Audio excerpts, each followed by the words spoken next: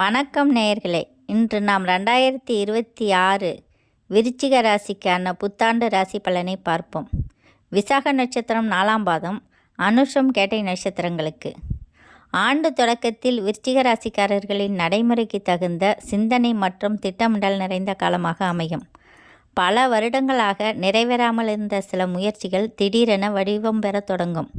குடும்பத்தில் கருத்து வேறுபாடுகள் இருந்தாலும் உங்கள் நிதானமான அணுகுமுறை அவற்றை சமநிலைப்படுத்தும்.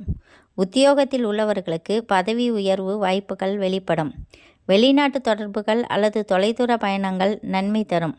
ஆன்மீக வழிபாடு, தியானம் அல்லது பித்ரு தர்ப்பணங்கள் செய்தால் மன அமைதி அதிகரிக்கும்.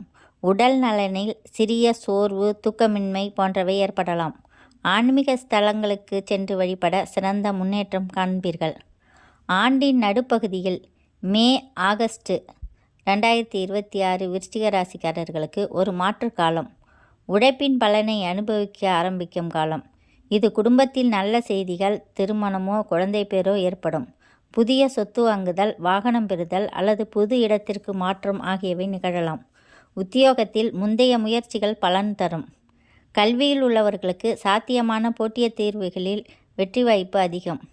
ஆனால் பொருளாதாரத்தில் சற்று கூர்ந்து கவனிக்க வேண்டும். சில திடீர் செலவுகள் இருக்கும். ஆண்டின் இறுதி பகுதியில் செப்டம்பர் முதல் டிசம்பர் வரை உங்கள் வெற்றி காலம் என்று சொல்லலாம். கடந்த வருடங்களின் உழைப்புக்கு மொத்த பலனும் இப்போது கைகூடும். உத்தியோகத்தில் மதிப்பும் சமுதாயத்தில் மரியாதையும் உயரும். புதிய வணிக முயற்சிகள் தொடங்கினால் எதிர்பாராத வெற்றி கிடைக்கும். குடும்பத்தில் மகிழ்ச்சியும் குழந்தை பாக்கியமும் விருச்சிக ராசி குழந்தைகளுக்கு சிறந்த முன்னேற்றமும் பெருகும். கல்வி, கலை, ஆராய்ச்சி போன்ற துறைகளில் திறமைகள் வெளிப்படும். ஆன்மீகம் அதிகரிக்கும். இந்த காலத்தில் வாக்கு மற்றும் செயல்களில் சமநிலை வேண்டியது அவசியம். ஆண்டு தொடக்கத்தில் மன அழுத்தம், தலைச்சுற்றல் மற்றும் இரத்த அழுத்தம் போன்ற சிறிய பிரச்சனைகள் இருக்கலாம். நடுப்பகுதியில் ஆரோக்கியத்தில் முன்னேற்றம் அதிகரிக்கும்.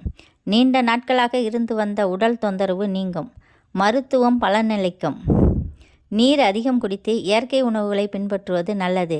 இறுதி காலத்தில் மன உறுதி மற்றும் உடல் சக்தி இரண்டும் சேர்ந்து சிறந்த நலனை கொடுக்கும்.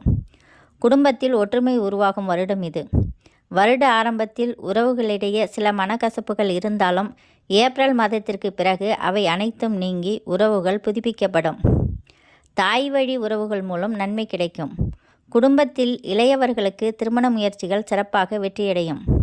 முன்னோர்களின் ஆசீர்வாதத்தால் இதுவரை குழந்தை பாக்கியம் இல்லாமல் இருந்தவர்களுக்கு இப்போது குழந்தை பாக்கியம் கிடைக்கும். முழு வீடியோவையும் பார்க்க கீழே உள்ள லிங்கை கிளிக் செய்யவும்.